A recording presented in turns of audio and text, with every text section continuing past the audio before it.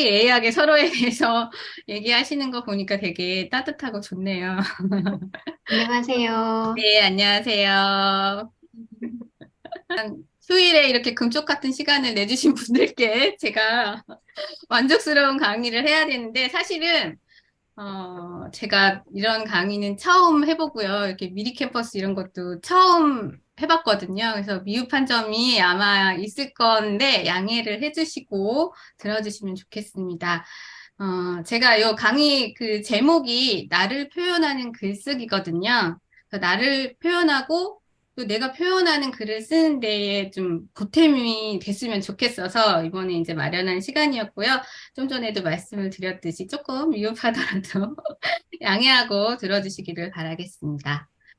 오늘 제가 말씀드릴 부분이 이렇게 네 가지 부분으로 나눠질 건데요. 첫 번째는 제가 이제 이 강의는 어떤 의도로 기획이 됐는지, 그 다음에 두 번째는 이제 글쓰기의 재료, 글감은 어떻게 찾는 게 좋은지, 그 다음에 세 번째는 글맛은 어떻게 내면 좋은지, 이런 거를 말씀을 드리고, 그 다음에 이제 시간이 되면 Q&A, 그 다음에 이제 클로징을 할 건데, 글쓰기의 재료 찾기랑 글맛 내기는 제가 하는 방식을 소개를 하는 거를 위주로 여러분께 알려드리도록 하겠습니다. 그래서 오늘 이제 첫 번째 파트는 강의 기획 의도거든요. 오늘 강의에서 전해드릴 것이 무엇인지에 대해서 말씀을 드리려고 하는데, 제가 아까 이제 처음에 나를 표현하는 글쓰기라고 했거든요. 글을 잘 쓰는 법이 아니라 그냥 글쓰기인 이유는 제가 글을 잘 쓰는 방법을 소개해드리는 게 아니라 그냥 저의 글쓰기의 방식을 소개를 해드리는 거여서 그냥 글쓰기라고 했었거든요. 그래서 제가 소개한 방식 중에 여러분들이 들으시고 아, 이거는 나한테 맞는 방식인 것 같다. 이런 거를 좀 자신한테 맞는 방식을 찾으셨으면 좋겠습니다. 그래서 제가 이제, 제 소개를 일단 하자면, 저는 방송작가로 이제 97년부터 방송을 했고요. MBC 고향은 지금이라고 이거는, 6시 내 고향의 MBC 버전 같은 방송이었거든요. 이제 처음에는 TV 작가로 시작을 했고, 그다음에 99년에 대전 MBC에서 라디오 작가를 시작해서 지금까지, 다양한 라디오 프로그램에서, 작가 일을 맡고 있고요. 그리고 라디오라는 매체의 특성상 매일 원고를 써야 되거든요. 그래서 매일 원고를 쓰면서 나름대로 좀, 글을 빨리 쓰거나 혹은 조금 쉽게 쓰거나 아니면 이제 방송 시간에 맞추는 글을 매일매일 써야 하기 때문에 그런 것들이 쌓이고 쌓여서 저만의 글 쓰는 방식이 조금 생긴 것 같거든요. 그래서 그런 것들을 말씀을 드리고 좀 전에도 말씀을 드렸듯이 제가 쓰는 방식을 통해서 여러분들 각자의 글쓰기법을 찾으셨으면 좋겠습니다. 그래서 두 번째 파트는 이제 본격적으로 글감은 어떻게 찾는 것이 좋을까? 제가 글감을 찾는 방식을 이제 여러분들께 말씀을 드리려고 하는데요. 자, 그래서 글감을 찾는 방식, 제가 찾는 방식은 일단 이렇게 찾고 있거든요. 쓰리 관이에요. 세 가지 관인데, 첫 번째 관심, 두 번째는 관찰, 세 번째는 관심입니다. 관심은 내가 관심을 두지 않으면 사실은 주변에 여러 가지 글감이 있어도 잘 보이지가 않거든요. 그리고 내가 관심이 있는 것이었는데도 내가 이렇게 인식을 하고 내가 이게 관심이 있구나라고 생각을 하지 않으면 사실 내가 뭐에 관심이 있는지 모르는 경우도 사실 많아요. 우리가 워낙에 바쁘게 살고 되게 세상은 정보가 되게 많잖아요. 그래서 내가 관심이 두고 있는 거는 뭔지 그리고 요즘 사람들이 관심이 있는 거는 뭔지 이런 거를 살펴보시면 글쓰기의 재료가 글감이 될 만한 게 어떤 건지 살피기 되게 좋거든요. 그리고 두 번째 관찰은 관심을 갖고 있는 게 있어도 내가 이제 그 관심을 계속 쭉 가지고 가서 관찰하지 않으면 잘 보이지가 않습니다. 그래서 자세히 봐야지 잘 알 수 있고 관심 있는 걸 오래 보고 자세히 관찰을 하면 또 그냥 일상적인 것들도 글감이 될 수가 있거든요. 그래서 관찰 이런 거 하는 것을 저는 좀 중요하게 생각하는 편입니다. 그리고 세 번째 관점을 보시면 내가 관심 있는 거를 관찰을 잘 하고 그거에 대해서 뭔가를 쓰게 되면 계속 그런 것들이 쌓이고 쌓이면 나만의 관점이 생기게 되거든요. 그래서 나만의 글을 쓰려면 나만의 관점을 갖는 게 필요합니다. 그래서 제가 지금 글감을 찾는 방법 중에 이제 쓰리관을 얘기를 해드렸는데, 사실 이 쓰리관은 글감이나 글쓰기 재료에 관해서 처음에 알게 된 게 아니고, 다른 쓰리관을 찾았었는데, 그때 관심과 관찰이 있었고, 그 다음에 하나는 생각이 안 나서 검색을 해서 찾아보니까, 글쓰기에도 쓰리관이 있더라고요. 이건 이제 강원국님이라고 대통령의 글쓰기라는 글을 쓰신 분이 책에 나와 있는 얘기인데, 저는 그냥 일상적으로 관심과 관찰이 중요하다고 생각했고, 나머지 하나가 뭐였지 하다가 관점이 그 글쓰기에 나와 있어서 이제 이거 세 개를 소개를 해드렸는데요. 이렇게 중요한 관심, 제가 생각하는 글쓰기 재료 찾기에서 중요한 관심과 관찰을 어떤 식으로 제가 글쓰기에 활용을 했는지 이 다음부터 이제 만나보도록 하겠습니다. 자, 여기 지금 돈가스랑 짜장면이 보이는데 여러분들 좋아하시는 메뉴인지 모르겠는데요. 음, 저도 뭐 좋아하는 재료이고 좋아하는 메뉴이고 제가 돈가스를 많이 좋아해서 돈가스 언니라는 별명으로 불리기도 했습니다. 자, 먼저 돈가스에 대해서 얘기를 해보면, 네. 돈가스가 원래 서양의 포크 커틀릿이 돈가스가 됐다는 거는 많이들 아실 거예요. 근데 옛날에는 양식 돈가스였는데 지금은 일본식 돈가스가 훨씬 많거든요. 근데 조금 다르죠. 양식 돈가스는 소스가 이렇게 뿌려져 있는데 일본식 돈가스는 찍먹이에요. 그리고 되게 이 고기의 그 튀김옷이 되게 두껍거든요. 그렇게 되는 이유가 옛날에는 일본에서 육식을 금지했었어요. 불교 국가이기 때문에 육식을 금지를 했다가 메이지 유신 이후가 되면서 우리 일본 사람들이 몸집이 왜소하니까 일왕이 육식 금지를 해제했다고 합니다. 근데 육식 금지령을 해제를 했는데도 불구하고 일본 사람들이 육식을 잘 먹지 않았다고 그래요. 그래서 고기가 보이지 않게 두껍게 튀김옷을 입힌 게 바로 돈가스가 됐다고 합니다. 그래서 일본식 돈가스가 그게 우리나라에 들어와서 지금 우리가 먹는 일본식 돈가스가 됐다고 하거든요. 그래서 이 일본식 돈가스의 이 돈가스는 또 어떻게 해서 돈가스가 됐느냐?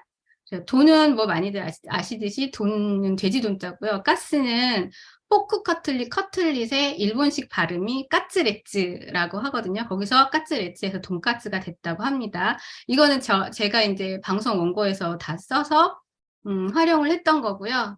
그다음에 짜장면은 중국에서 건너온 음식인 걸 많이들 아시잖아요. 근데 왜 일본에서 온 단무지와 짝꿍일까? 이게 저는 궁금했어요. 그래서 알아봤더니 일제강점기 때는 화교들이 이 중국 음식을 만들었을 거 아니에요. 근데 그 시절에는 이 짜장면이 고급 음식이었기 때문에 일본인들이 주로 먹었고 주 고객층인 일본인을 위해서 단무지를 반찬으로 내줬다고 그래요. 그래서 이 단무지는 일본의 그 닥광 스님이 만들었다고 알려져 있는데 그래서 일본에서 건너온 단무지 그리고 중국에서 건너온 짜장면 이것이 이제 단짝이 됐다. 이런 얘기를 제가 관심이 있어서 알아보니까 이런 것도 하나의 글쓰기의 재료가 되더라. 그래서 이런 거 지금 제가 말씀드린 것도 다 그 방송에서 방송 원고로 썼던 것들이거든요. 그다음에 또 다른 거를 말씀을 드리면 두루마리 화장지 여러분 다들 쓰실 거예요. 두루마리 화장지는 한 칸, 이 점선으로 나눠져 있는 한 칸이 브랜드가 다 달라도 대체로 비슷한 크기거든요. 그게 왜 그럴까? 알아봤더니 화장지 한 칸의 크기는 성인의 손바닥 너비라고 합니다. 근데 왜 이 손바닥 너비로 했느냐? 그것도 또 제가 알아봤거든요. 근데 사람들이 두루마리 화장지를 쓸 때 이렇게 둘둘둘둘 말아서 쓰기 때문에 그래서 요 한상 그 사람의 너비를 그 기준으로 해서 한 칸을 만들었다고 해요. 그리고 그 다음에 이제 제가 많이 봤던 거. 저희 집이 이제 3층인데 옥상으로 올라가면 매일 아침에 이제 그 하늘이 맑은 날 보면 여객기 비행기가 보입니다. 청주 공항으로 들어오는 거, 청주 공항에서 바깥으로 나가는 거. 근데 보면 다들 이렇게 하얗게 반짝거려요. 그래서 이렇게 비행기들이 다 하얄까 생각해 봤더니, 그걸 찾아봤더니 이 흰색으로 비행기를 칠하면 기체 이상이나 결함을 발견하기가 쉽대요. 그 기름이 샌다거나 뭐 어디가 금이 갔다거나 그러면 색깔이 많이 달라 보인다고 합니다. 그리고 흰색 페인트가 그리고 또 저렴하대요. 그래서 이런 그 경제적인 이유로 흰색 페인트를 칠하고 또 다른 색깔을 페인트를 칠하면 그 비행기가 무거워지기 때문에 연료비가 더 많이 든다고 합니다. 그래서 연료 절감을 위해서도 비행기는 하얀색으로 칠한다고 해요. 그래서 그리고 또 뭐 흰색 그 여객기가 어디 뭐 사고가 나서 비행기가 바다로 떨어지거나 아니면 산에 추락하거나 했을 때도 흰색 비행기가 찾기 쉬워서 흰색으로 하고 그 항공기의 그런 로고 같은 건 이제 지금 여기 사진에 보이는 것처럼 이렇게 그 로고는 이렇게 꼬리 부분에 그렇게 만들어진다고 합니다. 이런 것들도 다 제가 관심을 가진 것들에 대해서 글쓰기를 했고, 이런 거를 다 보면 세상에는 그냥 그렇게 되는 거는 없다라는 거를 저는 또 알게 됐거든요. 그래서 세상에 그냥 그런 원칙이 그냥 아무렇지 않게 생겨난 거는 없다라는 걸 항상 얘기를 하고 하는 편입니다. 자, 그 다음에 제가 그 쓰리관 중에서 관찰에 대해서 이제 어떤 식으로 하는지를 말씀드릴 텐데요. 관찰은 검색도 포함이거든요. 그래서 직박구리랑 지금 비둘기 이렇게 두 마리의 새 사진이 나와 있는데요. 직박구리는 여러분들이 직박구리가 어떤 새인지는 사실 잘 모르실 수도 있을 것 같아요. 저는 이제 되게 얘네들을 새에 대해서 관심이 많아서 찾다 보니까 직박구리가 주변에 제가 아는 새더라고요. 그래서 주택가에서 굉장히 시끄럽게 막 그 비명 소리 같은 거를 지르는 새가 바로 직박구리거든요. 근데 직박구리는 주로 우리가 많이 볼 수 있는 거는 그냥 우리가 새 폴더를 만들 때 폴더 이름을 지정하지 않으면 대부분 직박구리 폴더로 저장이 되더라고요. 그럴 때 외에는 직박구리가 어떤 새인지는 사실 사람들이 잘 관심을 갖지 않거든요. 근데 이제 저는 관심이 생겨서 이 새가 어떤 새인지를 찾아봤고요. 근데 이 새의 특징은 파동형으로 날아다닌다고 합니다. 이렇게 파동형으로. 오르락 내리락 하면서. 그래서 거기에서 착안을 해서 직박구리처럼 오르락 내리락 하는 여러분의 기분을 쭉 올라가게 만드는 이런 프로그램이다. 이런 식으로 원고를 쓰기도 했습니다. 그다음에 비둘기 같은 경우에는 비둘기는 우리 주변에서 되게 많이 볼 수 있는 새이기는 한데 비둘기가 도움닫기 없이 비행할 수 있는 유일한 조류라고 해요. 도움닫기 이렇게 막 뛰어가지고 펄쩍 뛰는 거. 그게 이제 도움닫기 없이 비둘기는 날 수 있고, 그리고 굉장히 효율적으로 비행하는 조류라고 하고요. 그리고 지구력이 좋다고 합니다. 그래서 되게 오랫동안 날고, 그래서 이렇게 다리에다가 메시지를 묶어가지고 전석으로 활용을 하기도 하는데, 그래서 이제 제가 이제 원고로 쓰기에는 전서구처럼 여러분에게 다양한 음악을 전해드리는 무슨 프로, 이런 식으로 그 원고로 소화를 한 적이 있거든요. 그래서 이런 내가 관심을 갖고 관찰을 한 것들을 원고로 소화를 한 적이 있습니다. 다음은 글맛을 어떻게 내면 될까? 요거에 대해서 얘기를 하고 싶은데요. 지금 화면에 보이는 게 이제 그 시금치 나물하고 그다음에 냉면이거든요. 여러분들도 많이 드시는 걸 텐데, 얘네는 나물에는 참기름을 또 치면 더 맛있죠. 그리고 냉면도 겨자와 식초를 치면 더 맛이 나거든요. 근데 없으면 안 넣어도 상관이 없어요. 근데 넣으면 더 맛있죠. 근데 글맛이라는 것도 그런 것 같아요. 넣으면 더 좋고 안 넣어도 할 수 없지만 넣으면 더 맛있는 거.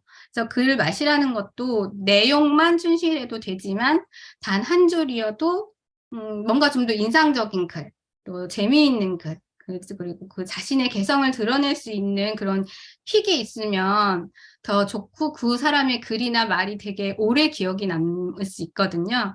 그래서 그런 글맛을 내는 저의 방식을 소개를 할 건데요. 저는 글맛을 절 낼 때 공통점 찾기와 어휘력 늘리기를 좀 중점적으로 하고 있는 것 같아요. 그래서 공통점 찾기는 다양한 사물과 상황의 공통점을 찾으면서 그런 것들, 그 공통점을 가지고 비유를 하면 더 맛깔나는 글을 쓸 수가 있거든요. 아까도 그 뭐 파동에 대해서 얘기를 했던 것, 그런 것들 뭐 전서구처럼 여러분한테 좋은 음악을 들려드리는 이런 비유를 할 수 있는 것도 다 공통점이라고 생각하거든요. 그래서 이런 공통점 찾기가 저에게서는 이제 글맛을 내는데 많이 쓰였고요. 그리고 어휘력 늘리기는 다양한 어휘를 많이 알고 있으면 되게 나의 개성이 드러나는 글을 쓸 수가 있거든요. 그리고 다양한 어휘를 알고 있으면 누구에게나 명확하게 느껴지는 글, 뭔가 있어 보이고 되게 괜찮아 보이는 글을 쓸 수 있었던 것 같아요. 그래서 공통점 찾기에 대해서 조금 더 구체적으로 알아보도록 하겠습니다. 공통점 찾기, 지금 이렇게 그 화면에 보이는 이게 공통점이 있는 것들을 제가 모아봤는데요. 호랑이랑 수박의 공통점은 어떤 거라고 생각하시나요? 채팅창에 남겨주시면 됩니다.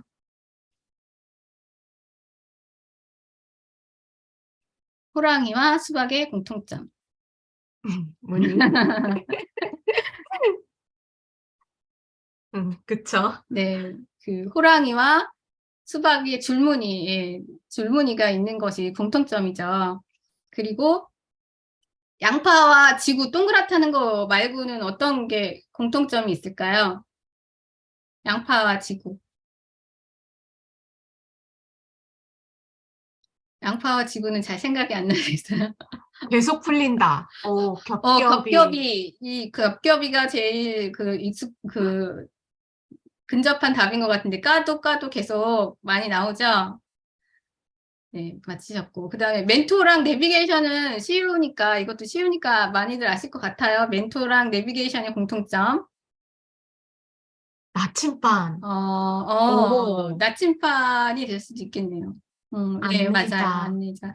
안내자. 멘토도 나한테 어떤 조언을 해주고, 가야 할 길을 조언해주고 안내를 해주는데, 내비게이션도, 나의 길을 안내해주고, 방향을 알려주고, 뭔가 그 신호 위반이나 단속 카메라 같은 게 있으면 위험이 있으면 알려주기도 하니까 멘토나 내비게이션의 공통점은 이런 식으로 찾을 수가 있거든요.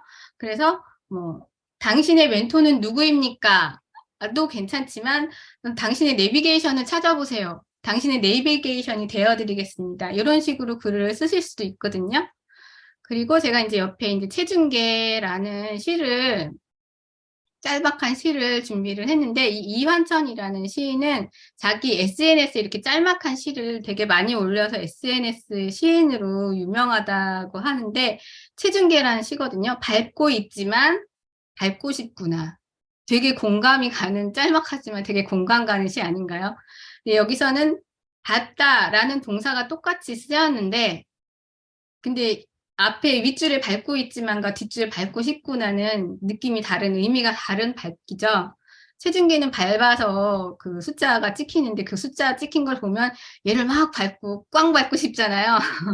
그래서 밟고 있지만 밟고 싶구나. 이렇게 같은 그 동음 이의어 같은 거를 써서 이런 공통점을 가지고도 나의 그 글맛을 찾을 수가 있거든요. 이런 것도 공통점 찾는 걸 많이 연습을 하시고, 이런 공통점을 찾아서 비유를 한번 해보시고, 이런 것도 상당히 나의 글을, 비유를 하면 사실은 좀 더 이렇게 확 와닿는 게 있거든요.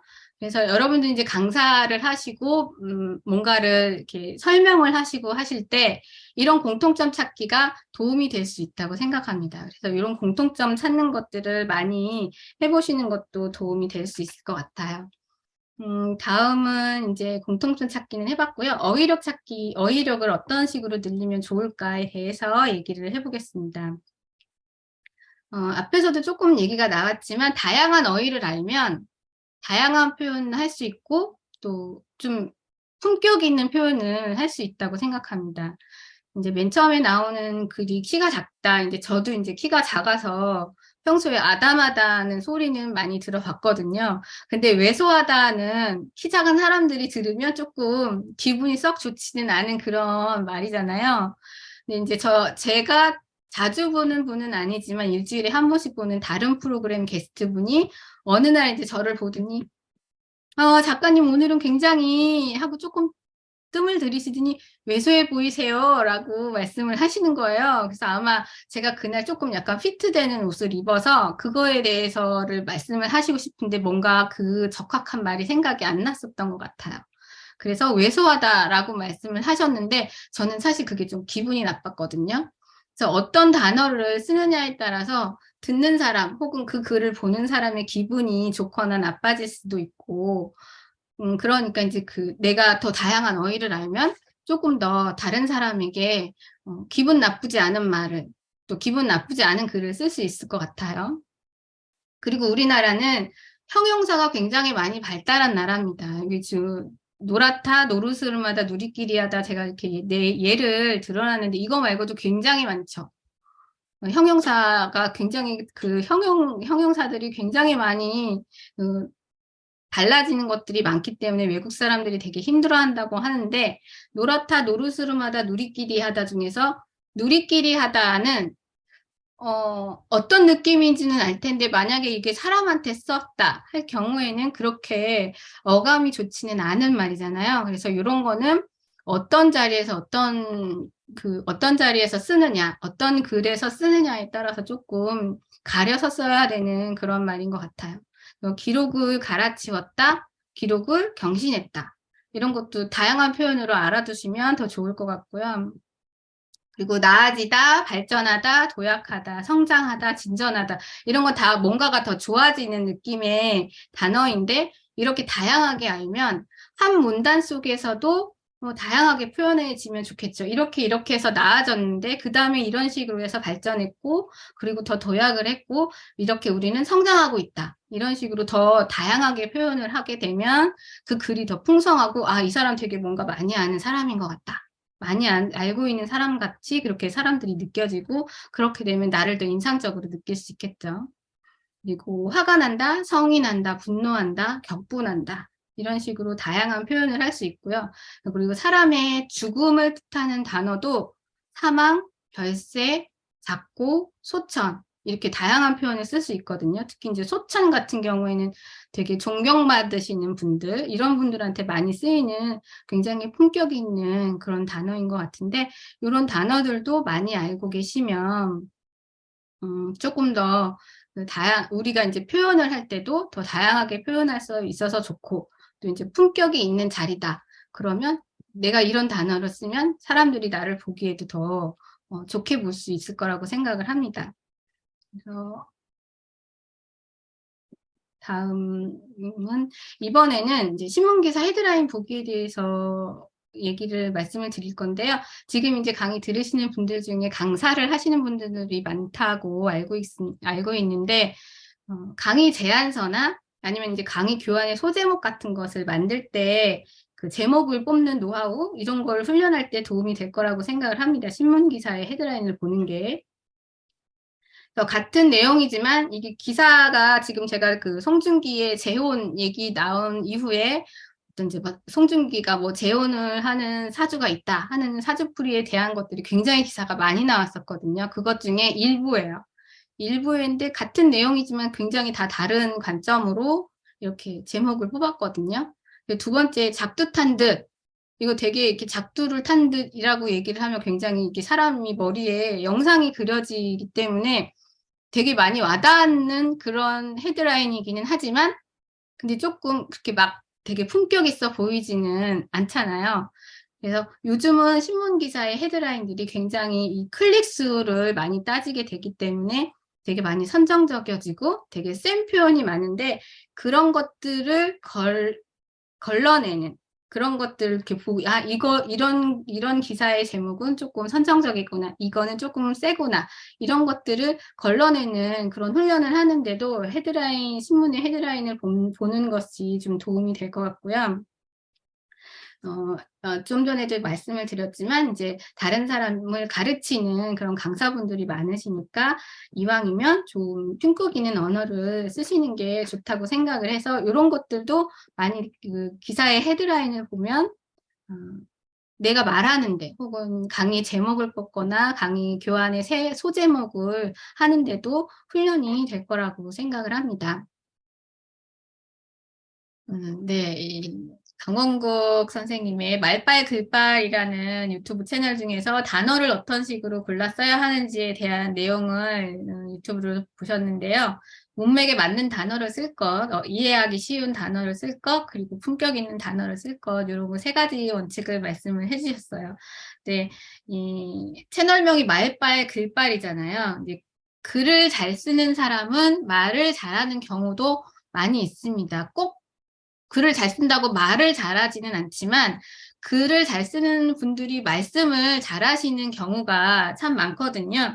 근데 왜 글 잘 쓰는 사람들이 말도 잘할 수 있을까? 그거는 제가 생각하기에는 글을 잘 쓴다는 거는 내가 알고 있는 거를 잘 알고 내가 알고 있는 생각과 정보들을 잘 정리하고 요점을 정리를 잘하는 사람이 그 글을 잘 쓰는 거라고 생각을 하거든요. 근데 이렇게 내가 아는 것들을 그 잘 정리하고 글을 잘 쓰는 사람은 그래서 말을 잘할 수도 있고 그래서 그 여기서 이제 강의를 많이 하시는 분들이니까 기본적으로 내가 갖고 있는 생각이나 내가 갖고 있는 정보들을 다른 사람에게 전달하시는 분들이기 때문에 내가 갖고 있는 생각, 내가 어떤 정보를 알고 있는지, 그리고 나의 생각은 어떤 것인지, 이런 거를 잘 정리하고, 그래서 그거를 글로 잘 쓸 수 있으신 분들이 강의를 할 때도 훨씬 더 잘하실 수 있지 않을까. 그래서 자기의 생각을 잘 정리하고 글로 써보는 연습도 중요한 것 같고요.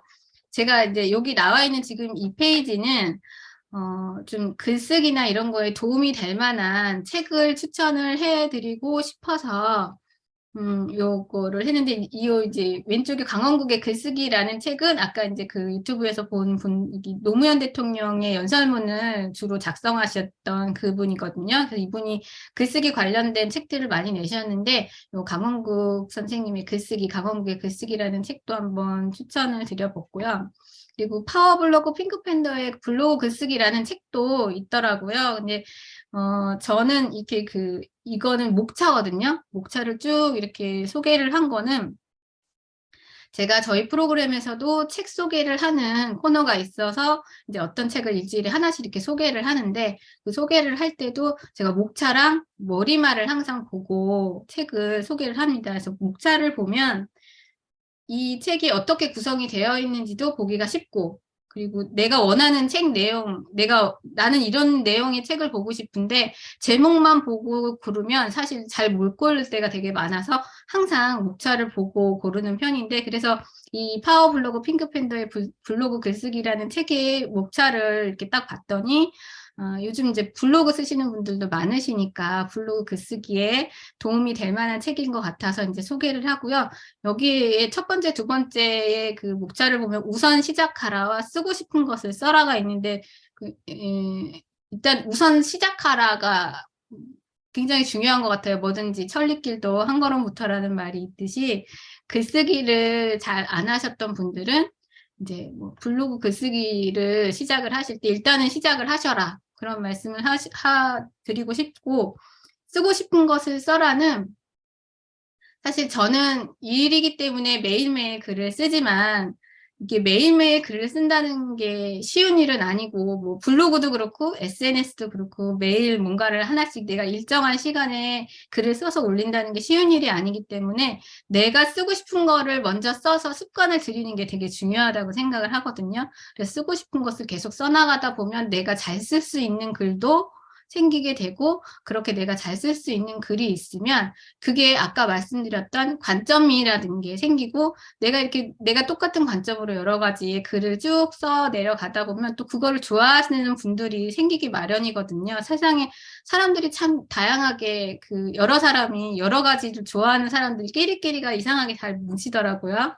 그래서 쓰고 싶은 것을 쓰면 언젠가는 내가 쓰고 있는 글을 좋아하는 분들도 생길 거라고 생각을 해서, 이제 여기 핑크팬더의 블로그 글쓰기라는 책도 필요하신 분들은 이런 거를 보시면 좋을 것 같아서 목차로 대신 제가 책을 추천을 해드렸습니다. 이제 거의 제가 마무리가 되어가고 있는데요. 앞에서 쓰리관 얘기를 할때 쓰리관은 글쓰기 때문에 알게 된 게 아니라고 말씀을 드렸는데 쓰리관을 알게 된 계기는 바로 이거였어요. 행복을 찾기 위한 쓰리관이 사실은 더 먼저였거든요. 관심을 갖고 관찰을 하면 관계가 좋아진다. 사실 우리가 생활하고 어떤 뭐 강의를 하든지 아니면 친구를 만나든지 모든 것이 되게 다 사람들이 다 인간관계라고 하잖아요. 예, 그 사람한테 관심을 갖고 그 사람의 상황에 관심을 갖고 관찰을 하면 서로의 관심이 되게 관심을 갖고 관찰을 하면 관계도 좋아지기 마련이니까 이렇게 관계가 좋아지면 또 사람들끼리 관계가 좋아지면 즐겁잖아요. 그러면 또 지금보다도 훨씬 행복할 수도 있을 것 같고 그래서 행복을 찾는 쓰리관을 여러분도 뭐 글쓰기도 물론 중요하지만 글쓰기도 행복하기 위해서 글을 쓰는 거라고 생각을 하거든요. 그래서 관심을 갖고 관찰을 하고 관계를 좋게 만드셔서 여러분도 많이 행복해지는 하루하루를 보내셨으면 좋겠고요. 이것으로 제가 준비한 강의는 거의 마무리가 된 것 같고 질문이 있으시면 제가 최대한 아는 한도 내에서는 네, 답변을 드리도록 하겠습니다. 질문은 약간 관련 없는 질문도 하셔도 됩니다. 궁금한 거. 아무거나 해주셔도 되는데 답변은 받으실 수도 있고 못 받을 수도 있습니다. 네, 제가 답변을 해드릴 수도 있고 아닐 수도 있어요. 어려운 거는. 글을 정말 매일 쓰시나요? 네, 매일 써야 돼요. 왜냐하면 라디오는 생방송이 월요일부터 금요일까지는 생방송이고 토요일, 일요일은 주말은 녹음이기 때문에 주중에 이틀치 원고를 씁니다. 그래서 매일매일 원고를 매일 쓰죠, 글을. 어느 정도 분량으로 쓰세요? 제가 2시간짜리 프로그램인데 거의 한 하루에 20페이지는 기본이고요. 20페이지는 기본인데 매일 그 20페이지가 새로운 내용은 아니에요. 중간에 문자는 몇 번으로 보내세요도 있고, 협찬 멘트도 이렇게 중간에 있고, 그렇기 때문에 그 20페이지가 전부 새로운 내용은 아니지만, 매일 라디오를 위해서 원고를 쓰고 있기는 하죠. 다른 질문 있으실까요? 저 잠깐 질문 아니고 도움을 받고 싶어가지고요. 너무 차분하게 너무 또 강의 잘 들었고요. 제가 너무 부족해가지고. 아닙니다.